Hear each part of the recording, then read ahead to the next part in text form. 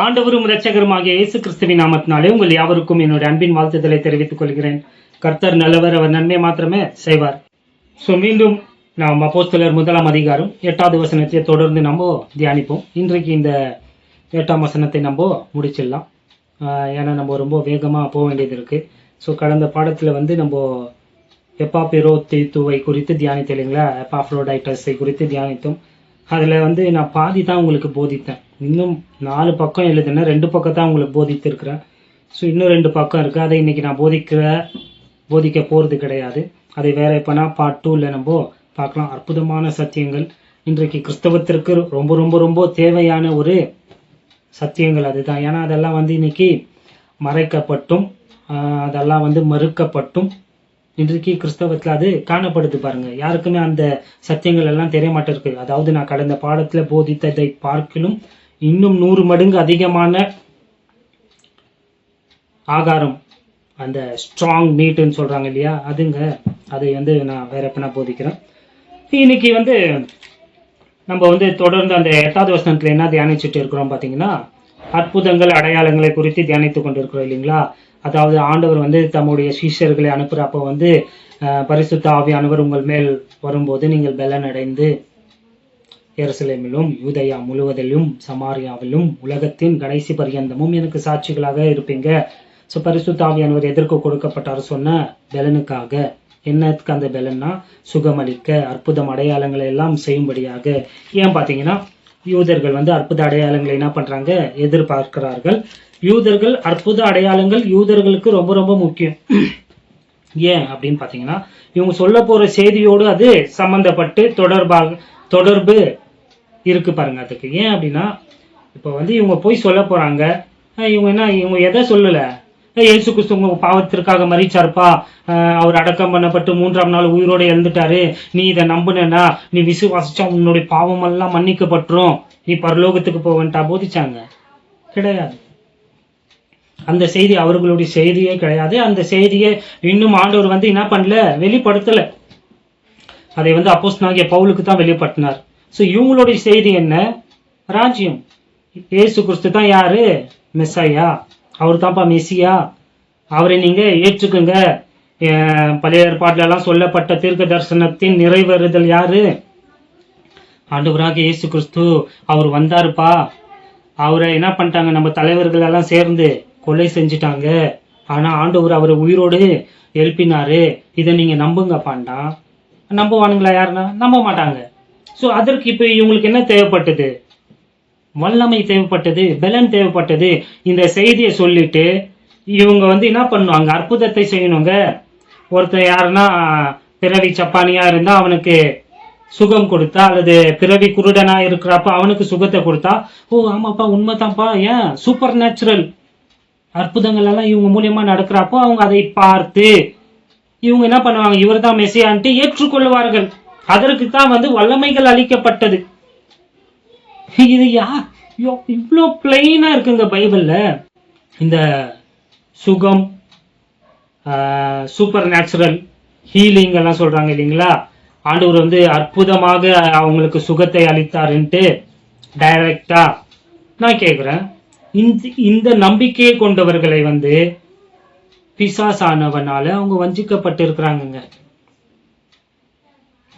யாரெல்லாம் இந்த காலத்துல சுகம் அளிக்கிற அந்த வரன்கள், கிஃப்ட்ஸ் எல்லாம் இருக்குன்னு சொல்றாங்களோ, அவங்க சாத்தானாலே வஞ்சிக்கப்பட்டு இருக்கிறார்கள். அவங்க குழம்பி போய் இருக்கிறார்கள். They are confused. வெறும் தலைவர்கள் மாத்திரம் கிடையாதுங்க, விசுவாசிகளும் கூட இன்றைக்கு குழப்பத்துல தான் வாழ்ந்து கொண்டு இருக்கிறார்கள் நிறைய பேர். ஏன்னா ஜெபிக்கிறாங்க இல்லைங்களா? ஜெபித்தும் அவங்களுடைய ஜெபங்களுக்கு பதில் கிடைக்காத பட்சத்துல அவங்க என்ன ஆகுறாங்க பார்த்தீங்கன்னா, குழம்பி போறாங்க. உதாரணத்திற்கு சொல்லணும்னா, இப்போ ஏதோ ஒரு நோய் வருது அவங்களுக்கு. அதற்காக அவங்க என்ன பண்றாங்க? ஜெபிக்கிறாங்க. ஆனா ஆண்டவர் என்ன கொடுக்கறது கிடையாது. அவங்களுக்கு சுகம் கிடைக்கிறது இல்லை.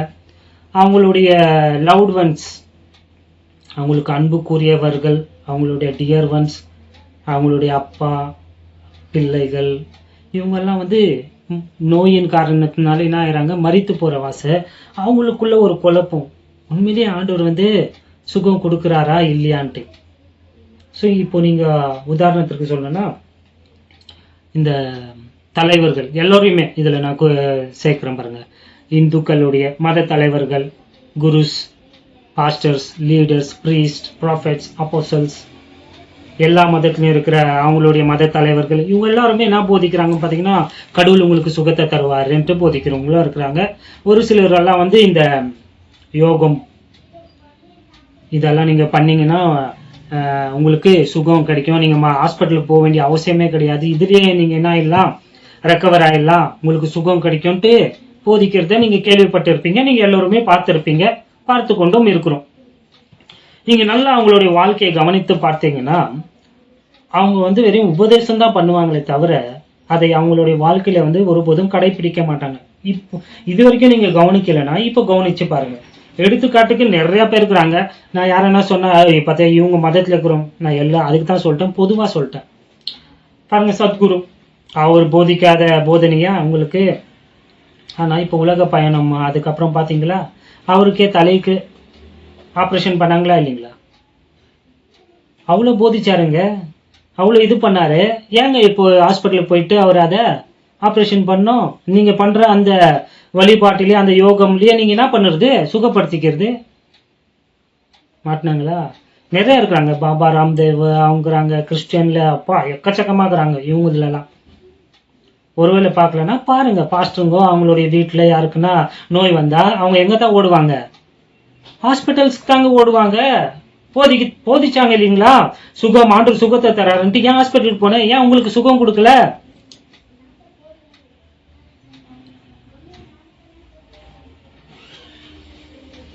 They only preach, but they doesn't practice. பிராக்டிஸும் பண்ண முடியாது. ஏன்னா இந்த காலத்துல வந்து அற்புத அடையாளங்கள் நிறுத்தப்பட்டிருக்குதுன்ட்டு அவங்களுக்கு தெரியாத பட்சத்துல அதை அவங்க இருக்குன்ட்டு போதிக்கிறவாச போதித்தும் அது நடக்காத போது அவங்க என்ன ஆகுறாங்க, குழப்பம் அடைகிறார்கள். ஒரு உண்மையான கதை வெளிநாட்டில் நடந்தது. ஒரு பாஸ்டர் இதை ஷேர் பண்ணார் இந்த கதையை. ஒரு சகோதரி, ஒரு விசுவாசி, நல்ல சகோதரி, அவங்க விசுவாசம் உள்ள ஒரு சகோதரி, அவருடைய கணவரும் ஒரு நல்ல விசுவாசி. அவருக்கு வந்து ஒரு நோய் வந்துச்சு. அந்த பாஸ்டர் கிட்ட போயிட்டு, இப்படி என்னுடைய ஹஸ்பண்டுக்கு வந்து புற்றுநோய் வந்திருக்கு, கேன்சர் அப்படின்னு சொன்னாங்க.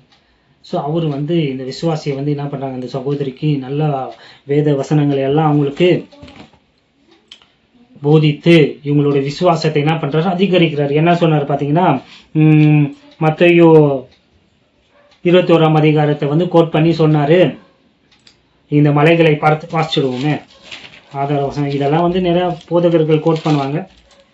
ஸோ நானும் அதையும் கோட் பண்றேன். நான் வேற ஒரு காரணத்துக்காக கோட் பண்றேன். 21ஆம் அதிகாரம் வசனம் 21 22 வசனங்கள், 2 வசனத்தை நாம் பார்ப்போம். இயேசு அவர்களை நோக்கி, நீங்கள் சந்தேகப்படாமல் விசுவாசம் உள்ளவர்களாய் இருந்தால் இந்த அத்திமரத்திற்கு செய்ததை நீங்கள் செய்வதும் அல்லாமல், இந்த மலையை பார்த்து நீ பெயர்ந்து சமுத்திரத்திலே தள்ளுண்டு போ என்று சொன்னாலும் அப்படியே ஆகும் என்று மெய்யாகவே உங்களுக்கு சொல்லுகிறேன். மேலும் நீங்கள் விசுவாசம் உள்ளவர்களாய் ஜெபத்திலே எவைகளை கேட்பீர்களோ அவைகளை எல்லாம் பெறுவீர்கள் என்றார். ரொம்ப ரொம்ப ரொம்ப ரொம்ப ஃபேமஸான வசனம் இல்லைங்களா? எல்லா ப்ரீச்சருடைய வாயிலையும் இது வரும். ஃபெய்த் ஹீலர்ஸுக்கெல்லாம் அப்படியே தாண்டவம் ஆடும் இந்த வசனம். ஸோ இந்த வசனத்தை வந்து அந்த பாஸ்டர் வந்து அந்த சகோதரி கிட்ட சொல்லிட்டு, பாத்தியா பைபிள் இப்படி சொல்லுது, ஆண்டவர் சொல்றாரு நீ விசுவாசமாயிரு, விசுவாசமாய் நீ ஜெபத்துல எதை கேட்டாலும் ஆண்டவர் என்ன பண்றேன்னு சொல்லி இருக்கிறாரு, செய்யறேன்னு சொல்லி இருக்கிறாரு. ஜபிச்சாங்க. ஸோ ஒன்றும் நடக்கல. ஸோ இன்னொரு முறை வந்து இதே தான் ஓட இல்லைங்களா வாரம். ஸோ இன்னொரு முறை இன்னொரு வசனத்தை காட்டுறாரு. இதுவும் எல்லாருக்கும் தெரிஞ்ச வசனம் தான். யோவான் 15ஆம் அதிகாரத்தில், ஒருவன் என்னிலும் என் வார்த்தைகள் அவனிலும் நிலைத்திருந்தால் அப்பொழுது அவன் கேட்டுக்கொள்வது எதுவோ அது அவனுக்கு. 7ஆம் அதிகாரம் வசனம் 15ஆம் அதிகாரம் 7வது வசனம் பாருங்க. நீங்கள் என்னிலும் என் வார்த்தைகள் உங்களிலும் நிலைத்திருந்தால் நீங்கள் கேட்டுக்கொள்வது எதுவோ அது உங்களுக்கு செய்யப்படும். ஸோ இந்த வசனத்தையும் அவர் வந்து கோடிட்டு சொல்றாரு, ஜெபிங்க, நீங்க ஆண்டவருக்குள்ளேயே நிலைத்திருங்க, விசுவாசத்தை விட்டுறாதீங்க, ஆண்டவர் வந்து உங்களுக்கு ஒரு அற்புதத்தை செய்ய போறாருன்ட்டு போதித்தாரு. ஆனா பாத்தீங்கன்னா அவருடைய உடல் வந்து சுருங்கிட்டே இருக்கு. கேன்சர் இல்லைங்களா, புற்றுநோய் வந்து உடம்ப ஸோ இன்னும் ரொம்ப சுருங்கிட்டு. அப்புறம் மீண்டும் அவர் வந்து திருப்பியான சகோதரி வந்து இப்படி சொல்றாங்க, ரொம்ப மெலிசாயிட்டாரு, ரொம்ப கஷ்டப்படுறாரு, ரொம்ப வலியில துடிக்கிறாரு அப்படின்னு சொல்லியிருந்தோம். அவர் சொல்றாரு, இன்னொரு வசனத்தை கோட் பண்றாரு. அதாவது யாக்கோபு 5ஆம் அதிகாரம் இல்லைங்களா, ஒருவன் வியாதியா இருந்தால் அவன் சபை மூப்பரை அழைப்பித்து எண்ணெய் பூசி, இதெல்லாம் ரொம்ப ரொம்ப உங்களுக்கு எல்லாருடைய வாயிலையும் கேட்டிருப்பீங்க, போதகர்களுடைய வாயில.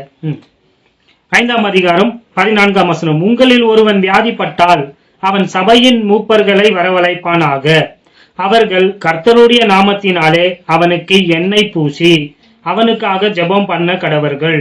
அப்பொழுது விசுவாசம் உள்ள ஜெபம் பிணியாளியை ரட்சிக்கும், கர்த்தர் அவனை எழுப்புவார், அவன் பாவம் செய்தவனானால் அது அவனுக்கு மன்னிக்கப்படும். இந்த வசனத்தை சொல்லிட்டு அவர் சொல்றாரு, நாங்கெல்லாம் வரோம் வந்து உங்க வீட்டுல வந்து என்ன பண்றோம், எண்ணெய் பூசி நாங்க என்ன பண்றோம், ஜெபிக்கிறோம்ட்டு. இதையும் போனாங்க, இதையும் நடந்ததுங்க, நடந்த சம்பவம். போனாங்க, ஜெபிச்சாங்க, ஆனாலும் அவருக்கு சுகம் கிடைக்கல. அவர் என்னவும் ஆயிட்டாரு பாத்தீங்கன்னா, மரிச்சும் போயிட்டாருங்க. ஸோ அதற்கு இந்த பாஸ்டர் சொல்றாரு, ஒருவேளை உங்களுடைய கணவனுடைய வாழ்க்கையில எதனா ரகசிய பாவங்கள் இருந்திருக்கும், அதனால தான் அவருக்கு சுகம் கிடைக்கல, செத்து போயிட்டாருன்னு சொல்லிட்டு. பாத்தீங்களா, ஜெபிக்கிறப்போ உங்களுக்கு விசுவாசம் இல்லை, போதுமான விசுவாசம், இன்னும் அதிகமாக உங்க விசுவாசத்தை பலப்படுத்தும், அப்பதான் அற்புதம் நடக்கும்னு சொன்னாரு. இவங்க ஒரு நல்ல விசுவாசி, இவங்களும் ஆராய்ந்து பாக்குறாங்க, அவருடைய கணவனுடைய வாழ்க்கையை ஆராய்ந்து பார்த்தா அப்படியாக எதுவும் இல்லை, நல்ல ஒரு ஆவிக்குரிய ஃபேமிலி தான். ஆனா என்ன ஆயிட்டாரு, அவரு செத்து போயிட்டாரு. ஸோ இப்போ வந்து இவங்க கொல்பிட்டாங்க. இப்போ என்கிட்டயும் இது இல்லை, அவருக்கிட்டையும் தப்பு இல்லை, அப்படியே இருந்தாலும் நாங்கள் ஜெபம் பண்ணோம், பாவத்தை மன்னிங்க இதெல்லாம்ட்டு. அப்பவும் ஏன் எங்களுக்கு இவருக்கு சுகம் கிடைக்கல அப்படின்ட்டு அவங்க அதையே யோசிச்சு அப்போ வேதத்துல சொல்லப்பட்டதெல்லாம் உண்மை கிடையாது, கடவுள்ன்ட்டு ஒருத்தர் கிடையாது என்ற அந்த கன்க்ளூஷனுக்கு வந்துட்டாங்க. உண்மையா நடந்த சம்பவத்தை இப்படி நிறைய பேர் இருக்கிறாங்க. பொய் சொல்லுங்க, வெளிநாட்டுல வந்து இன்னைக்கு லட்சோப லட்ச கிறிஸ்தவங்க வந்து தங்களுடைய விசுவாசத்தை மறுதளித்து கொண்டு இருக்கிறார்கள், விட்டுட்டு இருக்கிறாங்க. ஒரு சைட்ல பாத்தீங்கன்னா இஸ்லாம்ல முஸ்லிம்ஸ் எல்லாம் வந்து லட்சோப லட்ச முஸ்லிம்ஸ் எல்லாம் வந்து ஆண்டவரை ஏற்றுக்கொண்டு இருக்கிறாங்க. இப்போ நடந்துக்கிறத சொல்றேன், டெய்லி ஆண்டவரை ஏற்றுக்கொண்டு இருக்கிறாங்க. இன்னொரு சைடு இவங்க எல்லாம் கிறிஸ்தவ நாடு, இவங்க தான் நம்மளுக்கு சுவிசேஷத்தை அறிவித்தார்கள் இல்லையா, அந்த நாட்டில் இருக்கிறவங்க எல்லாம் கிறிஸ்துவை வந்து மறுதளித்து கொண்டிருக்கிறார்கள், விசுவாசத்தை விட்டுட்டு இருக்கிறாங்க. ஏன்னா அவங்க ஜெபிச்சும் அவங்களுடைய ஜெபத்திற்கு பதில் இல்லை, அன்ஆன்சர்ட் பிரேயர் இல்லப்பா. இது பைபிள் தேவனுடைய வார்த்தையா இருக்காது. தேவனுடைய வார்த்தையா இருந்தா இந்த வார்த்தை ஏன் எனக்கு நடக்கல, ஏன் எனக்கு பிரியமானவர்களுக்கு இது நடக்கல, my loved ones are dying, என்னுடைய நான் நேசிக்கிறவங்க வந்து என்ன இருக்கிறாங்க, மறிச்சுட்டு இருக்கிறாங்க, என் அப்பா செத்து போயிட்டாரு, என்னுடைய மனைவி செத்துட்டாங்க, என் பிள்ளைகள் செத்துட்டு இருக்கிறாங்க. சரி, நாங்கெல்லாம் பாவம் செய்தோம், ஓகே, அந்த சின்ன குழந்தைங்க என்ன பாவம் செஞ்சிச்சு, அதுங்களுக்கு ஏன் ஆண்டவர் சுகத்தை கொடுக்கலன்ட்டு விசுவாசத்தை மறுதளித்து கொண்டுதான் இருக்கிறாங்க. இதெல்லாம் ஏன்னா குழப்பம். இவங்க இப்போ லட்சோப லட்ச கிறிஸ்தவர்கள் வந்து விசுவாசத்தை மறுதளிக்கிறதுக்கு காரணம் யார் தெரியுங்களா? பாஸ்டருங்க. உலகத்துல யாருமே சொல்ல மாட்டாங்க, நான் சொல்றேன். இன்னைக்கு கிறிஸ்தவத்தை விடுறதுக்கு காரணமே போதகர்கள் தான். ஏன்னா போதகர்கள் தவறாக போதிக்கிறாங்க. அந்த போதனையை ஏற்றுக்கொண்ட ஜனங்களுக்கு அது நடக்காத போது அவங்க வந்து விசுவாசத்தை மறுதளிக்கிறார்கள். நிறைய பேருக்கு கடவுள் மேல கோபம், ஏன்னா அவங்க ஜெபங்களுக்கு பதில் கொடுக்கப்படாத பட்சத்தினால அவங்களுக்கு கோபம் ஆண்டவர் மேல. நிறைய பேருக்கு சந்தேகம் உள்ள இருந்தாலும் குழப்பம் இருந்தாலும் எப்படியோ ஓட்டிட்டு இருக்கிறாங்க கிறிஸ்துவ வாழ்க்கையில. ஆனா அவங்களுக்கும் நிறைய போதகர்களுக்கே அந்த சந்தேகம் இருக்கு, என்ன அற்புதம் நடக்கவே மாட்டேங்குது, ஒருவேளை எனக்கு விசுவாசம் கம்மியா இருக்கா, நான் எதனா பாருங்க. அவங்க நீதிமான்கள் தாங்க, ஆனா அவங்களுக்குள்ள ஒரு இடத்துல வரப்ப அவங்களே வந்து குழம்பி போயிடறாங்க, அவங்களுக்கே சந்தேகம் எழும்புது. ஏன் அப்போஸ்தலர் நடவடிக்கைகள் எல்லாம் நம்ம பார்க்குறோம், செத்தவங்களை உயிரோடு எழுப்புனாங்க, சப்பானிகளை சுகமாக்க, இப்படி எல்லாம் நம்ம படிக்கிறோம். ஆண்டவருடைய வார்த்தைகள் இப்படியெல்லாம் சொல்லுது. ஆண்டவரே இப்போ நம்ம தியானிச்சோம் இல்லைங்களா, அந்த வசனத்துல எல்லாம் ஆண்டவர் இப்படி சொல்றாரு. ஆனா ஆண்டவர் எனக்கு இது நடக்க மாட்டேங்குது, எங்களுடைய வாழ்க்கையில இது நடக்க மாட்டேங்குன்ற ஒரு சந்தேகம், குழப்பம் அவங்களுக்குள்ள இருக்கு. அதை வெளியே காட்டிக்க மாட்டாங்க, அதுதான் உண்மை. அதே நேரத்துல இன்னும் ஒரு சிலர் இருக்கிறாங்க, இந்த ஃபேக் ஹீலர்ஸ் எல்லாம். இந்த இந்த சந்தேகங்கிறவங்க எல்லாம் என்ன கன்க்ளூஷனுக்கு வந்துறாங்க பாத்தீங்கன்னா, ஒருவேளை அது வந்து அந்த வரங்கள் வந்து நமக்கு கொடுக்கப்படல, அது குறிப்பா ஒரு சிலருக்கு மாத்திரம் தான் ஆண்டவர் வந்து கொடுத்திருக்கிறாருன்ட்டு இந்த ஃபெய்த் ஹீலர்ஸ்களுக்கு நேராக நம்மளுடைய கவனத்தை திருப்புறாங்க. அதாவது காட்டாங்க, பாத்தியா வெளிநாட்டுல இருக்கிறாரு பாத்தீங்களா, அவர் வந்தாருன்னா அற்புதம், அப்படியே அவருக்கு மாத்திரம்தான் அதெல்லாம் கொடுக்கப்பட்டிருக்கு, அவருக்கு அந்த வரம் ஸ்பெஷல் கிஃப்ட் ஆண்டவர் கொடுத்திருக்கிறாரு, அவங்க மூலியமா பாத்தீங்களா எவ்வளவு சுகம் அளிக்கிறாரு ஆண்டவர்ன்ட்டு இங்க இருந்துக்குன்னு இவங்க என்ன பண்றாங்க, அவங்களுக்கு நேராக நம்மள கை காட்டுறாங்க. ஆனா இவங்களுக்குள்ள அந்த விசுவாசம் இல்லை. இவங்களுக்கு அது நடக்காத பட்சத்துல இவங்களுடைய அந்த இதை மறைப்பதற்காக அவங்கள வந்து கரம் காட்டிடுறாங்க. ஆனா நீங்க அவங்க கிட்ட போயிட்டு நல்லா அப்சர்வ் பண்ணீங்கன்னா பாத்தீங்கன்னா, இல்ல அப்சர்வ் பண்ணணும், பார்க்கறது வேற, அப்சர்வ் பண்ணுறது வேற. அந்த இடத்துல நீங்க இருந்து அங்க நடக்கிற எல்லா விஷயத்தையும் நீங்க அப்சர்வ் பண்ணீங்கன்னா, கவனிச்சிங்கன்னா, அது வந்து முழுக்க முழுக்க வந்து ஸ்கிரிப்டட். அதெல்லாமே என்ன பார்த்தீங்கன்னா எல்லாம் சொல்லி வச்சு நடக்கிறது. அதெல்லாம் ஏமாத்து வேலை, மாய்மால வேலை, சுகமெல்லாம் அவங்க உண்மையிலேயே அளிக்கிறது கிடையாதுங்க. அதுக்கு பின்னாடி நிறைய விஷயங்கள் இருக்கு. அது வேற எப்ப நம்ம பார்க்கலாம். ஸோ ஃபெய்த் ஹீலர்ஸ் என்று சொல்றவங்க கூட வந்து அவங்களுக்கு உடம்பு சரியில்லைன்னா அவங்க கூட எங்கே தான் போவாங்க, ஹாஸ்பிட்டலுக்கு தான் போவாங்க. அதெல்லாம் நீங்க பார்ப்பீங்களா? அதெல்லாம் யாருன்னா பிடிச்சி உங்களுக்கு காட்டுவாங்களா? பாருப்பா இப்படி இந்த ஊழியர் வந்து ஹாஸ்பிட்டலுக்கு போனாங்கன்ட்டு காட்ட மாட்டாங்க. இதெல்லாம் எதற்கு? குழம்பிட்டு இருக்கிறாங்க. எப்போ சுகம் அளிக்கிற அந்த வரன்கள், அந்த கிஃப்ட்ஸ் எல்லாம் எப்போ ஸ்டாப் ஆச்சுன்ட்டு தெரியாததுனால அவங்க என்ன பண்றாங்க, குழம்பி போய் இருக்கிறாங்கங்க. ஸோ அந்த ஊழியர்கள் எல்லாம் வந்து என்ன பண்றாங்க பார்த்தீங்கன்னா, இந்த நான் பார்த்தேன் கடந்த இந்த வாரங்க திங்கக்கிழமைன்னு நினைக்கிறேன், மதுரையில் இருக்கிற ஒருத்தர் வந்து எல்லாருக்குமே தெரிஞ்சவங்க தான். அவர் தெரியாதவங்களுக்கு வந்து அவரை காண்பித்து கொடுக்க நான் விரும்பலை. ஏன் பார்த்தீங்கன்னா அதை கேட்டு நீங்கள் அவர் பின்னாடி ஓடிடுவீங்க. அவரை பற்றி தெரிஞ்சவங்களுக்கு சொல்கிறேன், தெரியலனாலும் அவர் என்ன சொன்னாருன்னு சொல்கிறேன் பாருங்க. அவர் மெசேஜ் கொடுத்துட்டு இருக்கிறாரு. அவர் சொல்கிறாரு, நம்ம அப்போஸ்தலருடைய அந்த காலகட்டத்தில் நடந்ததை மீண்டும் உயிர்ப்பிக்க போகிறோம், நம்ம திருப்பி அதை கொண்டு வர போகிறோம், திருப்பி அந்த போதனைகளெல்லாம் போதித்து இந்த super natural gifts, healings, prosperity இதெல்லாத்தையும் நம்ம என்ன பண்ண போகிறோம், கொண்டு வர போகிறோம், போதிக்க போகிறோம்ன்ட்டு சொல்லிட்டு இன்னொரு வார்த்தை சொன்னார். ரொம்ப வேடிக்கையாக இருந்துச்சு, எனக்கு ரொம்ப ரொம்ப சிரிப்பாக வந்துச்சுங்க அவர் சொன்ன வார்த்தை. உங்களுக்கு சந்தேகம் இருந்தால் போய் பாருங்க. என்ன சொன்னாரு, நம்ம பவுலை விட்டுடலாம், அதாவது அப்போஸ்தலனாகிய பவுலை விட்டுட்டு இயேசு கிறிஸ்து போதிச்சது, இயேசு கிறிஸ்து 12 அப்போஸ்தலர்கள், இந்த அப்போஸ்தலர் நடவடிக்கையில் இது எல்லாத்தையும் நம்ம மீண்டும் கொண்டு வர போகிறோம், அதை போதித்து. ஏன்பா பவுலை விட்டுட்ட? நான் பவுலெல்லாம் இதுக்கு ஒத்து வர மாட்டேன், இந்த வேலைக்கு அவரு இங்க நான் சொல்லுங்க போய் பாருங்க, பவுலெல்லாம் இதுக்கு ஒத்து வர மாட்டார், இது அவரு வேணாம், அவரு தனியாக செப்பரேட்டா விட்டுடலாம். ஆனால் இவங்களுக்கெல்லாம் எடுத்து இப்போ நம்ம போதித்து திருப்பி அந்த சூப்பர் நேச்சுரல் கிஃப்ட்ஸ், சயின்ஸ் எல்லாத்தையும் நம்ம என்ன பண்ண போகிறோம் சொல்லி தெரிஞ்சுக்கிறாங்க, ரிவைவ் பண்ணும். அது நடக்க போகிறது கிடையாது. சரி, என்னுடைய கேள்வி, ஏன் பவுலை விட்டுறீங்கன்னா, பவுல் வந்து முரண்பாடு. ஏன்னா அவங்க போதித்த செய்தியே வேறு, இவர் போதித்த செய்தியே வேறு. இவரை வந்து நீங்க சுகம் அளிக்கிறதுக்கும் ப்ராஸ்பரிட்டி, அதாவது செழிப்பை குறித்தெல்லாம் வந்து பவுல் போதிச்சிருக்க மாட்டாரு. பவுல் வந்து இந்த அற்புத அடையாளங்கள் எல்லாம் வந்து போதிச்சிருக்க மாட்டாரு. நிறைய விஷயங்கள் வந்து நிறுத்தப்பட்டதுன்னு போதிச்சிருக்கிறாரு. இவர் அடிப்பட்டு பரதேசி மாதிரி வறுமையிலையும் இதுலலாம் வாழ்ந்திருக்கிறாரு. இவருடைய வாழ்க்கையும் அவங்க வாழ்க்கையும் எடுத்தீங்கன்னா முற்றிலுமாக முரண்பாடாக இருக்கும். அதனால இவரை தள்ளி வச்சுட்டு இவங்களெல்லாம் போதிக்கலான்ட்டு சொல்லியிருக்கிறார். மதுரையில் இருக்கிற ஏன் அந்த மதுரைன்னு சொல்றேன்னா ரொம்ப ஃபேமஸ் அது அவருக்கு.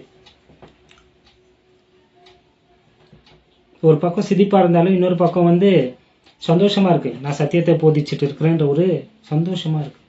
கேட்கறது கேட்காதது உங்க இது, ஆனால் நான் போதிக்கிறது சத்தியம்ட்டான்னு எனக்கு தெரியும். ஏன் நான் போதிக்கிறேன்? ஏன்னா அப்போஸ்தலனாகிய பவுல் சொல்றாரு, நான் எனக்கு ஆண்டவர் கொடுத்த எல்லாத்தையுமே I preached whole counsel of God. நான் சொல்லியிருக்கிறேன்னா இல்லைங்களா? பவுலை நிறைய பேர் வெறுக்கிறாங்க, கிறிஸ்துவங்களே வெறுக்கிறாங்க. ரெண்டாவது, பவுலை ஏற்றுக்கொண்டிருக்கிறவங்க அல்லது பவுலை எதற்காக அவங்க வைத்திருக்கிறாங்கன்னா, ஏன்னா அவர் ரட்சிப்புன்ற விஷயத்துல அவரு டாப் 1 இல்லைங்களா? அதாவது கிருபையினால தான் நம்ம ரட்சிக்கப்படுறோம், கிரியை இல்லை இல்லைங்களா? அதுக்கு மாத்திரம் அவரை பிடிச்சிக்கலாம். இந்த செழிப்பு சுகம் விலகுதுங்களா, அதெல்லாம் வரப்போ என்ன பண்ணிடலாம், அவரை கொஞ்சம் தள்ளி வச்சிடலாம். கேட்டு பாருங்க, வேடிக்கையா இருக்கும். ஏன்னா அப்போஸ்தலனாகிய பவுலுடைய ஊழியமே அது வேறுங்க, இவங்களுடைய ஊழியமே வேறு. இது ராஜ்யத்தின் பிள்ளைகளுக்கு, இது கிருபையில வாழ்ற டிஸ்பென்சேஷன் ஆஃப் கிரேஸுக்கு ஒரே அப்போஸ்தலன் யார் தான்? பவுல். ஸோ அவரை நீங்க டீச் பண்ணீங்கன்னா எல்லாத்துலயும் முரண்பாடு ஏற்படும். உங்களுடைய உபதேசத்திற்கு என்ன ஆகாது, அடிப்படும். அப்பதான் எனக்கு தெரிஞ்சிச்சு, அப்போ ஜனங்களுக்கு சத்தியம் தெரியுது, ஆனா அதை ஏற்க அவங்களுக்கு என்ன இல்லை, மனசு இல்லை பாருங்க. அதனால நான் சத்தியத்தை எல்லாம் மறைச்சு வச்செல்லாம் போதிக்கவே மாட்டேன். ஆண்டவர் ஜனங்களுக்கு எது பிடிக்குமோ அதை போதின்ட்டு எனக்கு சொல்லல. அப்புறம் நீ எது உனக்கு போதிக்க இஷ்டமாகுதோ அதை போதின்ட்டும் எனக்கு சொல்லலைங்க. ஆண்டவர் சொல்ற, நான் அவங்களுக்கு என்ன சொல்றனோ, நான் அவங்களுக்கு என்ன போதிக்கணும்ட்டு உன்கிட்ட கொடுத்தனோ அதை நீ அவங்களுக்கு போதின்ட்டா என்கிட்ட ஆண்டவர் சொல்லியிருக்கிறார். இதுல வேற யாருன்னா என்னை இது போதிக்காதன்ட்டெல்லாம் யாருன்னா சொன்னா அவங்க வார்த்தையெல்லாம் நான் கேட்கவே மாட்டேன். என்னை நம்பி இந்த ஊழியத்தை கொடுத்து ஆண்டவருடைய வார்த்தையை தான் நான் கேட்கணும். நான் உங்களுடைய வார்த்தையை கேட்கணும். ஆமா, ஒரு சில விஷயங்களை பேசுறப்போ உங்களுக்கு ஹர்ட் ஆகும் தான். ஒரு சில விஷயங்கள் உங்களுடைய இருதயத்தை குத்துங்க. ஒரு சில விஷயங்களை சொல்றப்போ நீங்க நிறைய பேர் அஃபெண்ட் ஆயிடுவீங்க, ஏற்றுக்கொள்ள மாட்டீங்க. ஒரு சிலர் விட்டுட்டு போயிடுவீங்க. நான் சொல்றதை கவனிச்சிங்களா? எல்லாருடைய வாழ்க்கையிலையும் நான் பேசுறப்போ ஒரு இடத்துல அது உங்களை ஹர்ட் பண்ணும், அதை உங்களுக்கு ஏற்றுக்கொள்ள கடினமா இருக்கும். தெரிஞ்சுதான் பேசுறேன். இது பேசினா இவங்க சர்ச்சை விட்டு போயிடுவாங்க. எனக்கு சர்ச்சை இல்லை இப்போ, அதாவது பாஸ்டரா சொல்றேன், பொதுவா சொல்றேன் பாஸ்டர்களுக்குன்னு. இதை பேசினா சபையில விசுவாசிகள் விட்டு போயிடுவாங்க. ஸோ அதை பேசாத போதகர்கள் ஒரு சிலர் இருக்கிறாங்க. இதை பேசினா இவங்க நம்மளுக்கு காணிக்க காசு கொடுக்க மாட்டாங்கன்ட்டு அந்த டாபிக்கை பேசாத இருக்கிற போதகர்கள் இருக்கிறாங்க. இப்பெல்லாம் நூதனமான ப்ரீச்சர்ஸ் வந்துட்டாங்க. ஒரு ப்ரீச்சர் ஒரு சபைக்கு வராப்பவே நான் பார்த்தேன்.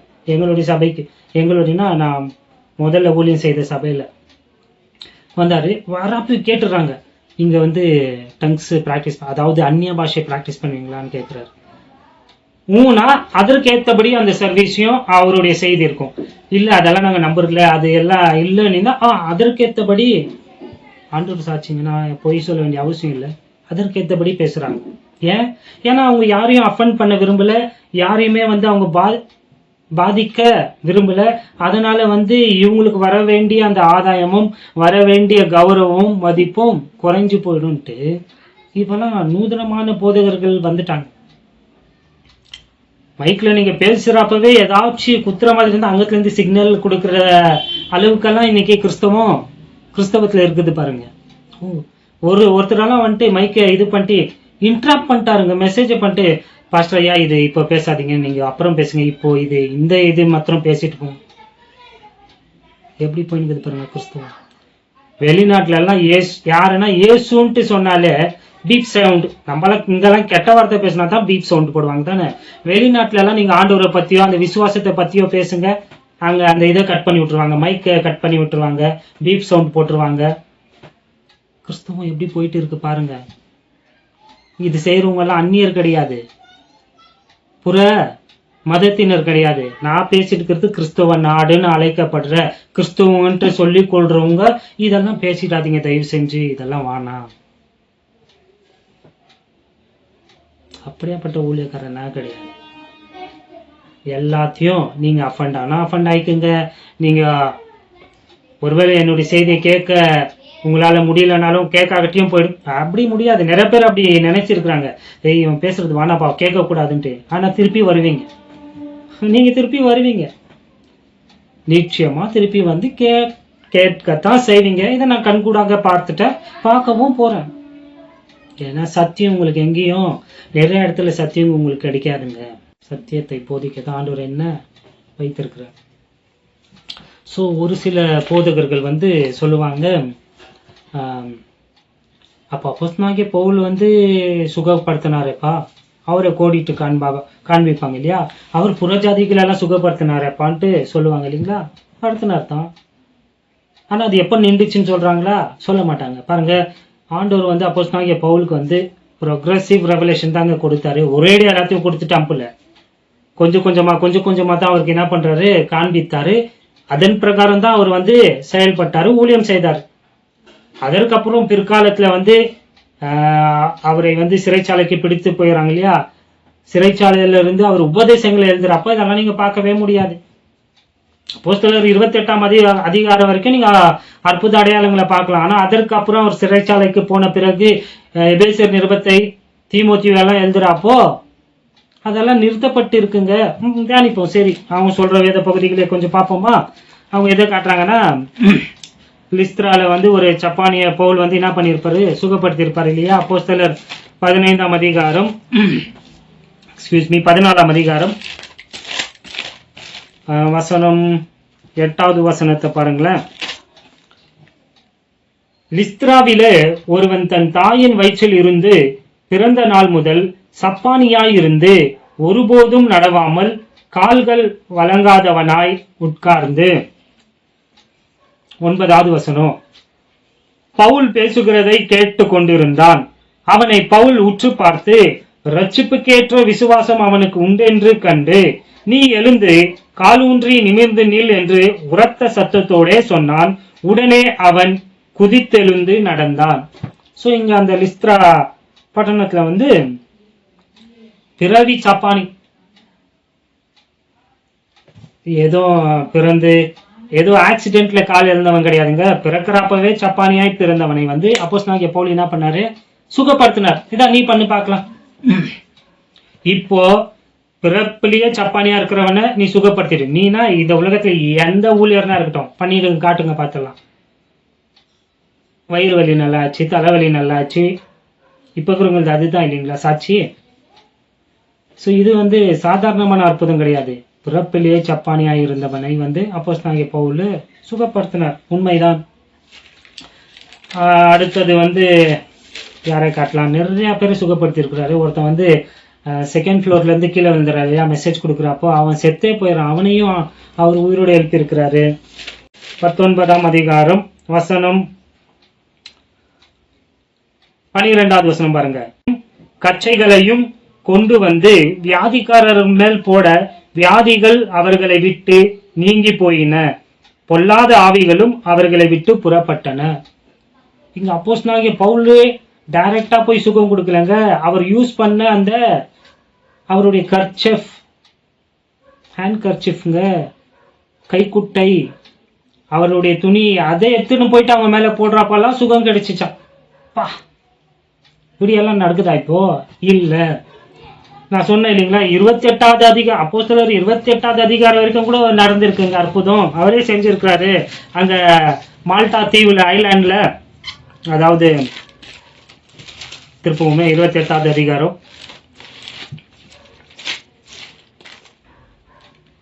மெலித்தா தீவுல, இந்த மெலித்தா தீவுல, அதாவது படகு சேதத்திற்கு அப்புறம் வந்து அவங்க தப்பித்து ஒரு தீவுக்கு வராங்க. அந்த தீவுல இருக்கிற அந்த தீவினுடைய அந்த ஓனர், தலைவன், வசனம் 7வது வசனம் பாருங்க.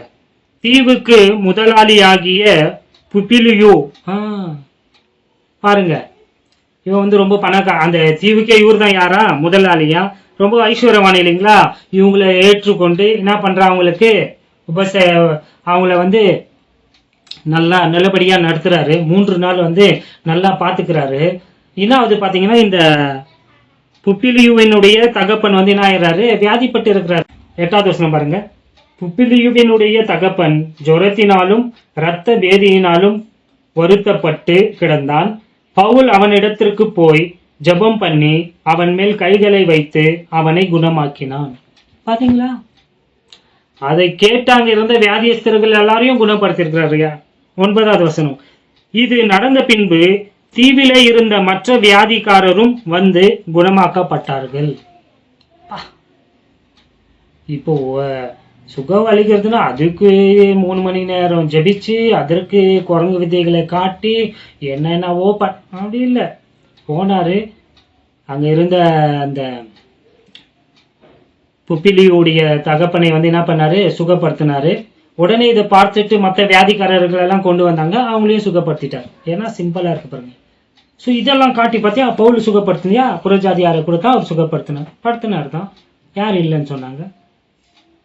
இதற்கு அப்புறம் நடக்கிறது தாங்க மேட்ரு. ஏன்னா இந்த காலகட்டம் வரைக்கும் சுகமளிக்கிற அந்த வல்லமை எல்லாம் இருந்தது. ஆண்டவர் வந்து அதை வந்து இன்னும் நிறுத்தல.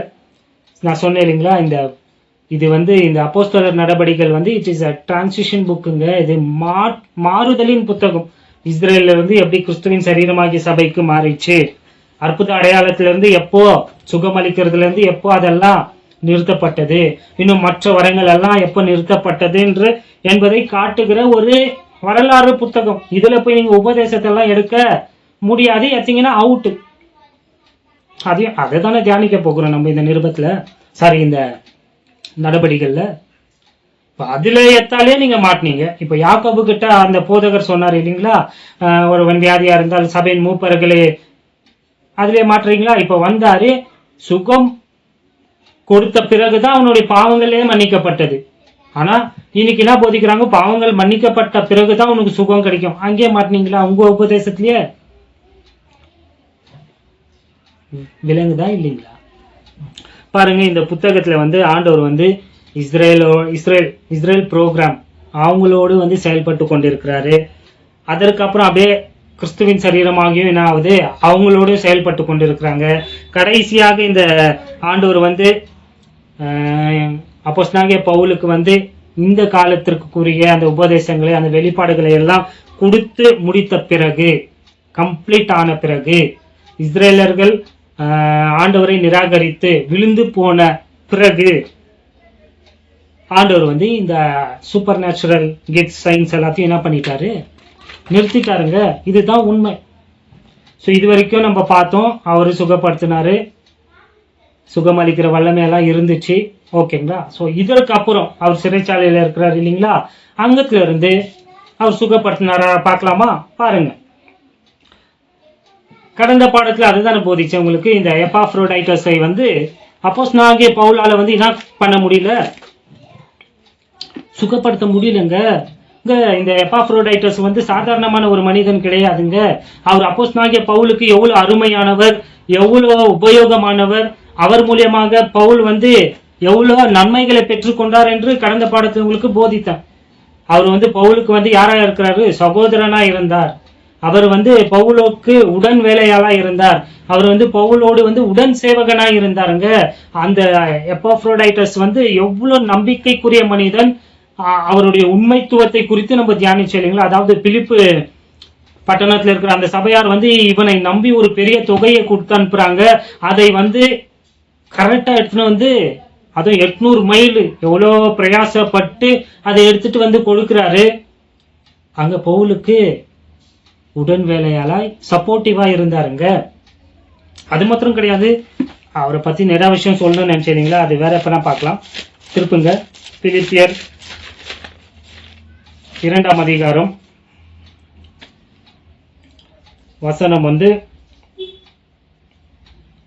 25வது வசனம் பாருங்க. மேலும் என் சகோதரனும் உடன் வேலையாலும் உடன் சேவகனும் உங்கள் ஸ்தானாபதியும் இது சொல்லலை பாருங்க, நிறையா விஷயங்கள் வந்து அதான் சொன்னேன். பார்ட் 2 வச்சு திருப்பி அந்த அதே வேத பகுதியை வந்து உங்களுக்கு நான் போதிக்க இருக்கிறேங்க. இங்க சொல்றாரு, இப்ப இவர் சொல்றாரு இந்த எப்பாப்ரோடைட்டஸ் வந்து எனக்கு என்னென்னலாம் செய்தான்ட்டு சொல்றாரு.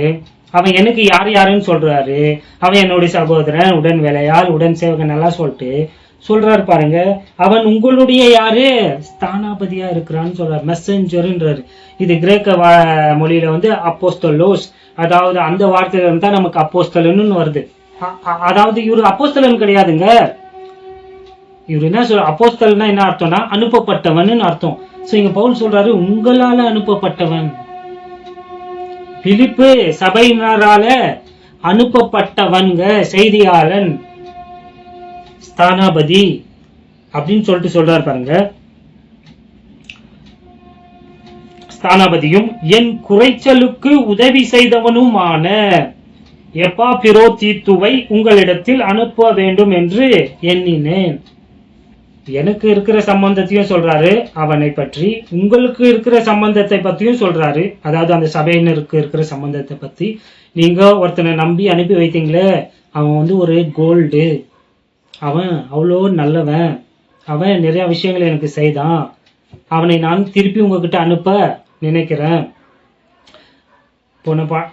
வாசிச்சிருவோமே 26வது வசனம். அவன் உங்கள் எல்லோர் மேலும் வாஞ்சையுள்ளவனும் தன் வியாதிப்பட்டதை நீங்கள் கேள்விப்பட்டதினாலே மிகவும் வியாகுலப்படுகிறவனுமாய் இருந்தான். இதெல்லாம் போன பாடத்துல தியானிச்சோம். நான் நேரத்தை வீணாக்க விரும்பல. இவனுக்கு வியாதி வந்திருக்கு. இந்த வியாதி, இவன் வியாதியா இருக்கிறான்ட்டு கேள்விப்பட்ட அவங்களுக்கெல்லாம் வந்து என்ன ஆயிட்டு இருக்கு, வியாகுலம் அடைந்திருக்கிறாங்க, டிஸ்ட்ரெஸ்ட். ஏன், ஐயோ பாவம்பா, அந்த பையனை அனுப்பணும், அந்த அவன் போயிட்டு இப்போ என்னவாயிட்டு இருக்கிறான், வியாதிப்பட்டுட்டானேன்ட்டு வியாகுலப்பட்டுறாங்க அவங்க. இதை கேள்விப்பட்ட அவன் வந்து அவங்க மேல என்ன பண்றான், கவலை அடைகிறான் பாருங்க. ஐயோ என்ன நினைச்சு அவங்க கவலைப்பட்டுட்டு இருக்கிறாங்களே, அவங்க வியாகுலப்பட்டு கொண்டு இருக்கிறார்களேன்ட்டு இவன் என்ன பண்ண ஆரம்பிச்சிட்டான், கவலை.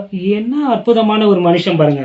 27வது வசனம். அவன் வியாதிப்பட்டு மரணத்திற்கு சமீபமாய் இருந்தது மெய்தான், ஆகிலும் தேவன் அவனுக்கு இறங்கினார். அவனுக்கு இறங்கினதும் அல்லாமல் துக்கத்தின் மேல் துக்கம் எனக்கு உண்டாகாதபடிக்கு எனக்கும் இறங்கினார். அப்போஸ்தலனாகிய பவுல் சொல்றாரு, அவனை சுகப்படுத்தினது மாத்திரம் இல்லை, எனக்கும் ஆண்டவர் இறங்கினார்ப்பா. ஏன், ஏன்னா இவனுடைய இழப்பு வந்து அப்போஸ்தலனாகிய பவுலுக்கு வந்து அது பேரிழப்பா இருக்கும். ஏன்னா சிறைச்சாலையில இவன் மூலியமாக அப்போஸ்தலனாகிய பவுலுக்கு செய்யப்பட்ட சேவை வந்து அது ரொம்ப ரொம்ப பிரஷியஸ் ஆனது, விலை மதிப்பற்ற, அது ரொம்ப விலை உயர்ந்ததுங்க, பிரஷியஸ். 28வது வசனம். ஆகையால் நீங்கள் அவனை மறுபடியும் கண்டு சந்தோஷப்படவும் என் துக்கம் குறையவும் அவனை அதிசீக்கிரமாய் அனுப்பினேன். ஆனபடியினாலே நீங்கள் கர்த்தருக்குள் மிகுந்த சந்தோஷத்தோட அவனை ஏற்றுக்கொண்டு இப்படிப்பட்டவர்களை கனமாய் எண்ணுங்கள். சோ கடந்த பாடத்துல சொன்ன இப்படியாப்பட்ட மனுஷரை வந்து நம்ம தலையில தூக்கி வச்சு கொண்டாடணும்னு வந்து சரியா நிறைய பேர் தவறாக எடுத்துக்கொள்ள வாய்ப்பு உண்டு. அதையும் இங்க கிளியர் பண்ணிடுறேன். நல்ல வாய்ப்பு பாருங்க.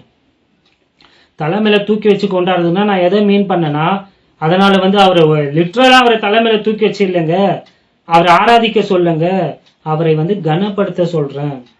அவர் செய்த வேலைக்காக அவரை நம்ம என்ன பண்ணணும், கனம் பண்ணணும். இப்போ உங்களுடைய போதகர்களை வந்து நீங்க கனம் பண்ணணுங்க. இந்த உலகத்துல இருக்கிற பில்கிரிம் டாக்ஸ் எல்லாம் கனம் பண்றீங்க. எவனும் சினிமாக்காரனை எவ்வளோ உயர்வாக நீங்க என்ன பண்றீங்க என்றீங்க, அவங்கள கனம் பண்றீங்க. அரசியல்வாதிகள் எல்லாம் பண்றீங்க. எதனா ஒருத்தன் சின்ன உதவி செஞ்சுட்டா அப்பா அவனுக்கு உயிர், செய்யாதவனுக்கே உயிரே கொடுக்குறாங்க, செஞ்சவனுக்கெல்லாம் அவங்களெல்லாம் அப்படி பண்றீங்களே. இவங்க உங்களுடைய ஆத்துமாக்கு கணக்கு கொடுக்கிற, உங்களுடைய ஆத்துமாவை பாதுகாக்கிற, அதற்கு உங்களுக்கு என்ன பண்றவங்க, உங்கள் ஆத்மாக்காக டெய்லி வந்து என்ன பண்றவங்க, கவலைப்படுறவங்க, ஜெபிக்கிறவங்க, உங்களுக்கு போதிக்கிற போதகர்களை வந்து நீங்க எப்படி எண்ணணுமா, உயர்வாக கனமாக எண்ணணும். இன்னைக்கு எங்கங்க விசுவாசிங்க வந்து போதகர்களை வந்து பேசுற பேச்சு காதல கேட்க முடியலங்க. நானே கேட்டு இருக்கிறேங்க. இவங்களெல்லாம் பார்த்து எனக்கு இவங்கெல்லாம் என்ன உங்களுக்கு தெரியாதுங்க, போதகர்கள் எல்லாம் வந்து இரவும் பகலும் உங்களுக்காக ஒரு சிலருங்க இருக்கிறானுங்க, அவங்கள பத்தி நான் பேசுறேன். நான் உண்மையான போதகர்களை சொல்றேன். உங்களுக்காக எவ்வளவு கண்ணீர் வடித்து உங்களுக்காக ஜெபித்து, எதுக்கு எடுத்தாலும் யாருக்கிட்ட ஓடுறீங்க? ஒரு கல்யாண நாளோ ஒரு மரண நாளோ எதனா ஒரு நல்ல விஷயம் கெட்ட விஷயம்னாலும் எங்க தான் ஓடுறீங்க? பாஸ்டர் கிட்ட தானே ஓடுறீங்க. அவர் தானே உங்களுக்கு எல்லாத்தையும் கொடுக்குறாரு, உங்களுக்கு எல்லாத்தையும் பண்ணி வைக்கிறாரு. ஆனா அவரை வந்து அவன் இவன் போடா வாடா இன்னும் நிறைய விஷயம் அதெல்லாம் சொல்ல முடியாது இல்லையா நம்ம வாயில, கனம் பண்ணதுல. ஆனா ஒரு நடிகனை வந்து இவனுக்கு தான் அவனுடைய பேரை தெரியும், அவனுக்கு இவனுக்கு யாருன்னே தெரியாது, ஆள் அட்ரஸே தெரியாது, அவனை தூக்கி வச்சு கொண்டாடுறது பாத்துக்கிறீங்களா? அந்த மாச நபர்களை நான் பார்த்துருக்குறேன். நடிகர்களையும் அரசியல்வாதிகளையும் தூக்கி வச்சு கனம் பண்றாங்க. ஆனா போதகர்களை ஊழியர்களை வந்து இன்னைக்கு ரொம்ப கேவலமா நடத்துறாங்க. எப்படி ஆயிட்டு இருக்கு பாருங்க. உனக்கு அவனா கல்யாணம் பண்ணி வைக்க போறான், உன்னுடைய ஆத்மாக்கு அவனா கணக்கு கொடுக்க போறான். இதெல்லாம் கிறிஸ்தவத்துல வந்து ரொம்ப கவலைக்குரிய விஷயங்க. யாரை கனப்படுத்தணுமோ அவங்கள விட்டுட்டு கண்டவங்களையும் எல்லாத்தையும் கண்டவங்களையும் என்ன பண்ணிட்டு இருக்கிறாங்க? கனம் பண்ணின்னு இருக்கிறாங்க. இப்பெல்லாம் போதகர்கள் வந்து இந்த நடிகர்களையோ அரசியல்வாதிகளோ இந்த கட்சிக்காரர்களை பத்தி பேசினா இவங்களுக்கு கோபம். விசுவாசிகளுக்கு, சபையில உட்காந்துக்கிற விசுவாசிகள் போதகர் வந்து அவங்களுடைய ஹீரோவையோ அவங்களுக்கு பிரியமானவர்களை பத்தி அவங்க செய்யற தவற சொன்னா போதகரை வெறுக்கிறாங்க, சபையை விட்டு ஓடி போறாங்க. ஐயோ 30ஆம் வசனம், ஏனெனில் நீங்கள் எனக்கு செய்ய வேண்டிய ஊழியத்தில உங்கள் குறைவை நிறைவாக்கும்படிக்கு அவன் தன் பிராணனையும் எண்ணாமல் கிறிஸ்துவின் ஊழியத்தின் நிமித்தம் மரணத்திற்கு சமீபமாயிருந்தான். நீங்க எனக்கு செய்ய வேண்டிய அந்த சேவைய உங்களுடைய பிஹாஃபா யார் செஞ்சா? எப்பாப்ரோடைட்டஸ் செய்தான்னு சொல்றான் பாருங்க.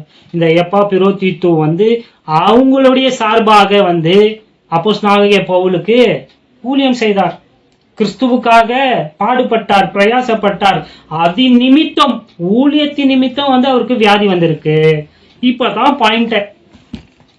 இவ்வளவு அருமையான சகோதரன், இவ்வளவு அற்புதமான ஒரு மனிதனுக்கு அப்போஸ்தலனாகிய பவுல் ஏன் சுகப்படுத்தலன்றதுதான் கேள்வி. இவ்வளவு நேரம் சொன்னீங்களேப்பா, பாத்தியா பவுல் சுகப்படுத்தினாருன்ட்டு, ஏன் இவரை சுகப்படுத்தல? கண்டவங்களை எல்லாம் இதுக்கு முன்னாடி பார்த்துராதவங்களுக்கெல்லாம் இவருடைய வஸ்திரம் அவருடைய அந்த ஹேண்ட் கர்ச்சிப்ல சுகம் கிடைச்சிச்சு. இவர் போய் இவருடைய உயிரை யாருக்கா அங்க அந்த மால்டா ஐலாண்ட்ல வந்து அங்க முதல் முறையா அப்பதான் பாக்குறாங்க, அவருக்கு சுகத்தை கொடுத்தாரு. யாரையோ கொண்டு வராங்க, அவங்களுக்கெல்லாம் சுகத்தை கொடுத்தாரு. அப்புறம் இன்னும் யாரைய சொன்னேன் இல்லைங்களா, பிறவி சப்பானிக்கு வந்து என்ன பண்ணாரு? சுகத்தை கொடுத்தவரு. ஏன்பா தன்னுடைய சொந்த சகோதரன், சொந்த கிறிஸ்துவுக்குள்ள உடன் ஊழியக்காரனுக்கு, இவ்வளவு பிரயாசப்பட்டவனுக்கு, இவன் மேல் அவ்வளவு அன்பு வைத்து கொண்டிருக்கிறவருக்கு ஏன் இவரு சுகம் கொடுக்கல, ஏன் சுகப்படுத்தலன்ட்டு சொல்லுங்க. எனக்கு தெரியும். ஏன்னா அப்போ அற்புத அடையாளங்கள் நிறுத்தப்பட்டது. அது மாத்திரம் கிடையாது, வாசிங்க 1 தீமோத்தேயு 5ஆம் அதிகாரம். இவருனா எப்பாப்ரோடைட்டஸ்னா அவரு கோவர்க்கர், பிரதர். ஆனா தீமோத்தி வந்து அப்போஸ்தலனாகிய பவுலுக்கு மகன், ஆவிக்குரிய மகன். என் அவரை குறித்து வேற எனக்கு நம்ம தியானிப்போம். 5ஆம் அதிகாரம் வசனம் 23வது வசனம் பாருங்க. நீ இனிமேல் தண்ணீர் மாத்திரம் குடியாமல் உன் வயிற்றுக்காகவும் உனக்கு அடிக்கடி நேரிடுகிற பலவீனங்களுக்காகவும் கொஞ்சம் திராட்சை ரசமும் கூட்டிக்கொள். இங்க அவருடைய ஆவிக்குரிய மகன் வந்து வயிறு வலினால துடிக்கிறார். இன்னும் நிறைய நோய் இருக்கு அவருக்கு, வயிறு சம்பந்தப்பட்ட அல்சரோ ஏதோ இருக்கலாம். இங்க சொல்றாரு சுகப்படுத்துறதுக்கான, ஏன் படுத்தல? மாத்திரை மருந்து ஏன் எடுக்க சொல்றாரு? அதாவது வைன், அதாவது இன்னைக்கு மெடிக்கல் பர்பஸ்க்காக வந்து நம்ம ஆல்கஹாலை கூட எடுத்துக்கலாம் இல்லைங்களா? எடுக்கணும், மெடிக்கல் பர்பஸ்க்கு மாத்திரம் கவனம் வைங்க. ஏன் சுகம் கொடுக்காத மாத்திரை மருந்துக்கு எடுத்துக்க சொல்றாரு? ஏன்னா எனக்கு தெரியும் பதில், உங்களுக்கு தெரியல. ஏன்னா சுகம் அளிக்கிற அந்த கிஃப்ட் நிறுத்தப்பட்டாயிற்று. இதெல்லாம் எப்ப எழுதுறாரு? பிலிப்பியர், தீமோத்தி நிருபம்லாம் எப்பங்க எழுதிந்து? சிறைச்சாலையிலங்க. கடைசியா அவர் சாவ போறதுக்கு முன்னாடி எழுதின நிருபங்கள். எப்பாப்ரோடைட்டஸையும் சுகப்படுத்தல, தீமோத்தியும் சுகப்படுத்தல, ட்ரோஃபிமஸ் இன்னொரு ஊழியக்காரர் இருக்கிறார், வாசிங்க. 2 தீமோத்தியோ அடுத்த புத்தகமே 4ஆம் அதிகாரம் 20வது வசனம் பாருங்க. 20வது வசனம் பாருங்களேன். எரஸ்து கொருந்து பட்டணத்திலே இருந்து விட்டான்.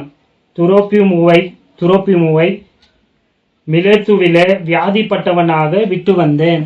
பாருங்க, உடன் ஊழியக்காரங்க இவங்க எல்லாம் அப்போஸ்தலனாகிய பவுலுக்கு இந்த ட்ரோஃபிமஸை வந்து வியாதிப்பட்டவனாக அப்போஸ்தலனாகிய பவுல் என்ன பண்ணிட்டாரு, அங்க விட்டுட்டு வந்துட்டு இருக்கிறாரு. பாருங்க, ஏங்க சுகப்படுத்தல? படிச்சீங்களா இல்லைங்களா? 20வது வசனம் நல்லா பாருங்க. துரோப்பிமுவை மிலேத்துவிலே வியாதிப்பட்டவனாக விட்டு வந்தேன். வியாதியில தவிச்சுங்கிறாரு, அவரை விட்டுட்டு வந்துட்டாராம். பாருங்க, சுகப்படுத்தாத. ஏன்? சுகம் அளிக்கிற அந்த கிஃப்ட் ஸ்டாப் ஆயிடுச்சுங்க. இதெல்லாத்தையோட ஒரு பெரிய அதிர்ச்சிக்குரிய விஷயத்த சொல்றேன். இது எல்லாருக்கும் தெரிஞ்சது தானாலும் சொல்றேன். அப்போஸ்தலனாகிய பவுலுக்கே வியாதி இருந்துச்சு. படிச்சிருக்கிறீங்க இல்லைங்களா? 3 தடவை வந்து அவர் என்ன பண்ணாரு, ஆண்டவர்கிட்ட அந்த முள் என்ற அந்த நோய் உள்ள இருக்கிற அவருடைய அந்த நோயை எடுத்து போடும்படியாக என்ன பண்ணாரு, ஜெபம் பண்ணலங்க, விண்ணப்பித்தான் அப்படின்னு சொல்லி ஆங்கில பைபிள்ல நல்லா சொல்லி பாருங்க. ப்ளீடர்னா கெஞ்சினாருங்க. வாசிப்போமே. 2 கொரிந்தியர் 12ஆம் அதிகாரம் 9வது வசனம் பாருங்க. அதற்கு அவர், ஆனா அதுக்கு முன்னாடி பாருங்களேன், அது என்னை விட்டு நீங்கும்படிக்கு நான் 3 தரம் கர்த்தரிடத்தில் வேண்டிக் கொண்டேன். ஆங்கிலத்தில் ஐ ப்ளீடட்னு வருது பாருங்க. ப்ளீடட் அதாவது குழந்தைகள் வந்து நம்ம கிட்ட எதனா கேட்பாங்க, அவங்களுக்கு நம்ம வாங்கி தரலன்னா அவங்க என்ன பண்ணுவாங்க, ஜித்து பிடிச்சு நம்ம கிட்ட என்ன பண்ணுவாங்க, கெஞ்சுவாங்க இல்லைங்களா? அப்படி அப்போஸ்தலனாகிய பவுலுக்கு அந்த வலி தாங்க முடியாத 3 முறை கெஞ்சு இருக்கிறாருங்க. ப்ளீடட், ஆண்டவரே எனக்கு சுகத்தை தாங்கன்ட்டு கெஞ்சு. மற்ற எல்லோருக்குமே சுகத்தை கொடுத்தவரால உடன் ஊழியக்காரருக்கு சுகம் கொடுக்காத காலகட்டத்தில் இருக்கிறாரு. தனக்கே ஒரு நோய்ங்க, சுகம். அவரை சுகப்படுத்தி கொள்ள அவரால் முடியல. சரி, ஆண்டவர்னா சுகப்படுத்துவாருன்ட்டு ஆண்டவர்கிட்ட கேட்கிறாரு. ஆண்டவர் அவரை சுகப்படுத்தல. அதற்கு மாறாக ஆண்டவர் சொல்றாரு, என் கிருபை உனக்கு போதும்பா, அந்த நோயை தாங்குற சக்தி உனக்கு நான் தரேன், பலனை தரேன். ஆனா அந்த நோய் உனக்குள்ளதான் இருக்கும். சுகம் ஆண்டவர் கொடுக்கலங்க. அப்போஸ்தலனாகிய பவுலுக்கு, மா மனிதர், நம்மளுடைய அப்போஸ்தலன், கிருபையின் சுவிசேஷத்தை ஆசியா முழுக்கும் கொண்டு சென்ற அப்போஸ்தலனுக்கு என்ன கிடைக்கல? சுகம் கிடைக்கலங்க. மாறாக ஆண்டவர் சொல்றாரு 9வது வசனத்துல, அதற்கு ஆண்டவர் அவர், என் கிருபை உனக்கு போதும், பலவீனத்திலே என் பலம் பூரணமாய் விளங்கும் என்றார். ஆகையால் கிறிஸ்துவின் வல்லமை என் மேல் தங்கும்படி என் பலவீனங்களை குறித்து நான் மிகவும் சந்தோஷமாய் மேன்மை பாராட்டுவேன். பலவீனத்திற்காக இப்ப யாரா மேன்மை பாராட்டுவாங்களா? சந்தோஷப்படுவாங்களா? அப்படிப்பட்டா நம்மள பைத்தியக்காரன்னு சொல்லுவாங்க. ஆனா அப்போஸ்தலனாகிய பவுல் அப்படிதான் இருக்கிறாரு. ஆண்டவரே சொல்லி இருக்கிறாரு, உனக்கு சுகம் கிடைக்காது, என்னுடைய கிருபை தான்ட்டு. ஓகே ஆண்டவரே, இருக்கிற வரைக்கும் உமக்காக நான் உழைச்சிட்டு சாவ போறேன்ட்டு அவர் ஏத்துக்கினார். ஆனா இன்னைக்கு இருக்கிற கிறிஸ்தவங்க ஏத்துக்கொள்ளல. ஏன்னா அவங்களுடைய நம்பிக்கை எல்லாம் வந்து எது மேலதான் இருக்கு? சுகத்தின் மேலேயும் செழிப்பின் மேலேயும் தான் இருக்கு. சுகம் கொடுத்தா நான் ஏத்துப்பேன், சுகம் கொடுக்கலன்னா அவர் கடவுள் கிடையாதுன்னு அவரை ஏத்துக்க மாட்டேன், ஆண்டவர் ஆசீர்வதிச்சா நான் அவரை ஏத்துக்குவேன், அப்படி இல்லைன்னா நான் அவரை ஏத்துக்க மாட்டேன். ஏன்னா அவங்களுடைய நம்பிக்கை ஆசீர்வாதத்தின் மேல இருக்கு. நம்மளுடைய ஆசீர்வாதம், நம்மளுடைய விசுவாசம், நம்மளுடைய விசுவாசம் சுகத்தின் மேலோ ஆசீர்வாதத்தின் மேலோ எல்லாம் கிடையாதுங்க. நம்மளுடைய விசுவாசம் ஆண்டவராகிய இயேசு கிறிஸ்துவின் மேல இருக்கு. அவர் சுகம் கொடுத்தாலும் கொடுக்கலனாலும் அதெல்லாம் கவலையே கிடையாது. கடைசி வரைக்கும் என்னை ஆசீர்வதிக்கலனாலும், ஐஸ்வரனாய் மாறலனாலும் கவலையே கிடையாது. வாழ்ந்திருக்கவும் எனக்கு தெரியும், தாழ்ந்திருக்கவும் நான் கற்றுக்கொள்ளுவேன். கற்றுக்கொண்டேன்னு சொல்றாரு. எந்த நிலையில் நான் இருந்தாலும் மன ரம்மியமாய், கண்டென்ட்மெண்ட்னு அர்த்தம் சொல்றேன். இதெல்லாம் நான் சொன்னேன் இல்லைங்களா, அந்த பிரீச்சரால இதெல்லாம் போதிக்க முடியாது இல்லையா, அதனால பவுலை கொஞ்சம் தள்ளி வச்சிடலாம்ப்பா. அவர் ரொம்ப டிஸ்டர்ப் பண்றாரு நம்மளுடைய டாக்டர்ஸ்க்கெல்லாம் அவர் ரொம்ப. விளங்குதுங்களா? விளங்குதா, புரியுதான்னா நான் பேசுற தமிழ் புரியுதா விளங்குதான்னு கேட்கலங்க. நான் சொல்ற சத்தியம், நான் என்ன பேசுறேன்றது எனக்கு நல்லா தெரியும். நான் எது பேசினாலும் அர்த்தத்தோடு தான் பேசுறேன். புரியுதான்ட்டு புரியலையான்னு கேட்டாலும் அது அர்த்தத்தோடு தான் பேசுறேன். அது வேற எப்ப நான் சொல்றேன். சரி, பவுலால என்ன பண்ண முடியல, தன்னை தானே சுகப்படுத்தி கொள்ள முடியல. ஆண்டவரும் அவரை என்ன பண்ணல, சுகப்படுத்தல. சரித்திரத்துல நம்ம எத்தனையோ தேவ ஊழியர்களை, மிஷினரிகள் எல்லாம் பார்க்கிறோம், சுகம் கிடைக்காம வியாதியில தான் மரித்து போனார்கள். இந்த தமிழ் பைபிளை மொழிபெயர்த்த சீகன்பால் பார்த்தோம், சீகன்பால் கையா கூட ரொம்ப சின்ன வயசுல செத்து போயிட்டாருங்க. ஆண்டவர் அவருக்கு ஆயுஸ் நாட்களை கூட்டு கொடுத்திருந்தா இன்னும் அதே பெரிய காரியங்களை செஞ்சிருப்பாரு இல்லையா? ஏன் கொடுக்கல? சொல்லிட்டு போயிட்டே இருப்பாங்க. ஏன்னா நம்ம கண்ணு முன்னாடி அவ்வளோ சாட்சிகள் இருக்கு, அதெல்லாம் பார்க்க மாட்டேங்கிறாங்க. ஃப்ராட் பண்றவங்கள எல்லாம் பார்த்துன்னு உட்காந்து இருக்கிறாங்க. நான் ஒரு மாநில முகாமுக்கு போயிருந்தேன். அங்க சின்ன வயசுங்க, அவருக்கு 22 எவ்வளோ தான் இருக்கும். அவருக்கு புற்றுநோய், கேன்சர். அவர் அடுத்த மாசமோ 2 மாசத்துல, நான் ரொம்ப வருஷம் ஆச்சு போயிட்டு. அப்போ சொன்னாங்க இவர் செத்துற போறாருன்ட்டு. ஆனாலும் அவர் சந்தோஷமா தாங்க சாட்சி சொன்னாரு, ஆண்டவர் அவர் எப்படி ரசித்தாருன்ட்டு. ப்ரூஃப்காக சொன்னுக்கிறேன். நீங்கள் வேணும்னா கூகுளில் கூட போயிட்டு சர்ச் பண்ணி பாருங்க. இவரு நபில் குரேஷின்ட்டு போட்டு பாருங்க. அவர் ஒரு இஸ்லாமிய சகோதரர், முஸ்லீம்ல இருந்து ஆண்டவரை என்ன பண்ணாரு, ஏற்றுக்கொண்டு வருங்க.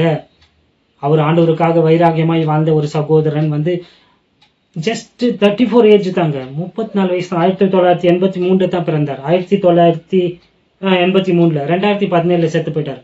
அவருடைய வீடியோஸ் எல்லாம் நான் பார்த்துருக்கிறேன். ஆண்டவருக்காக அவ்வளோ அற்புதமாய் இஸ்லாமியர் மத்தியில ஊழியம் செய்தவர்.